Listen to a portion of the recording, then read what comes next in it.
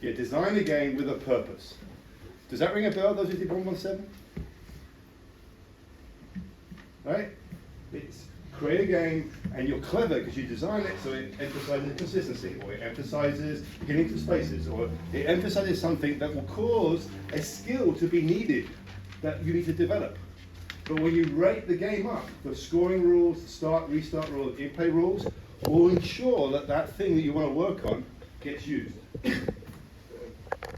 Right? That's critical. And because you're starting to think clever, and soon you'll get Kyle posting on the forum, because I've done my video on modification and adaptation games.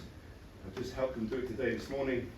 Saved the day a little bit. They got actually going. It was a nice game. Is something happens when you win the game that causes the next game to be closer. Just like we've done in our team, Jenna, right? We changed that and it just makes everything closer. Self-rally for time, court space increases, or scoring and handicapping for the person who wins has, their point down next game. Something that makes it so that every time we play, it gets closer and closer when we play. Then anybody can actually beat anybody else. So you have to design these games, right?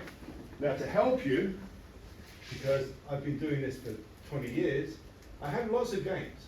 So part of what I've tried to do, and I think I showed this, actually I'll show it from here. So I've got your teams going here, and for some reason, I don't know how this happened, but freaking these blue dragons. Come on, Max. Wow! Are you serious? Nice work. So preempting. This is a Game of Thrones. No, wait a minute. Yellows, we didn't get totally outdone because I actually did prepare ours, but ours isn't as exciting as that one. But here we go. Ooh. Oh my Ready? gosh.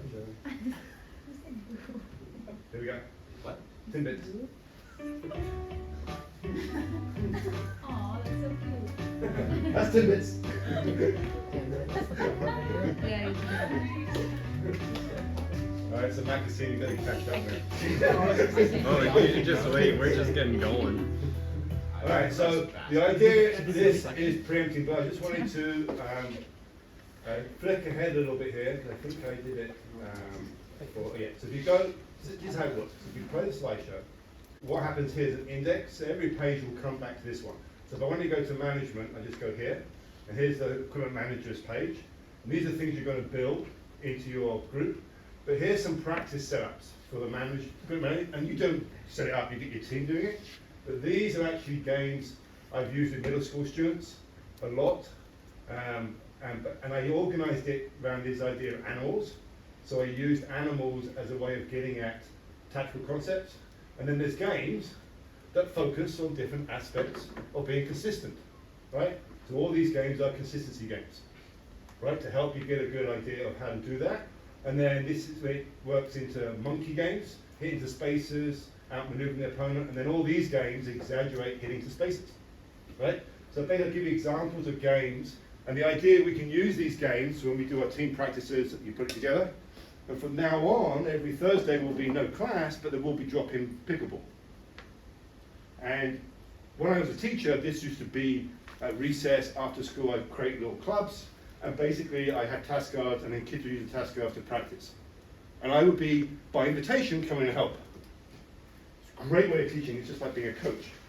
They're not paying me money this time, but I'm just there facilitating. But you create little task cards, enable students to actually run practices to get better at playing the game.